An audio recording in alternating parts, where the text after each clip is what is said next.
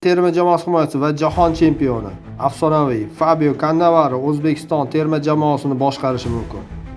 Cannavaro 2006-yil Oltin to'p sohibi, Italiya terma jamoasining ko'p yillik sardori va o'z avlodining eng taniqli futbolchilaridan biri.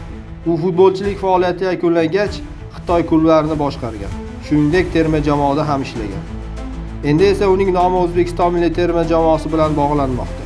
Agar muzokaralar muvaffaqiyatli yakunlansa, bu o'zbek futboli uchun katta voqea bo'ladi.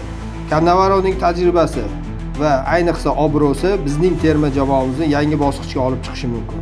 Jahon chempionatida terma jamoamizdan yaxshi natijalar kutib qolamiz.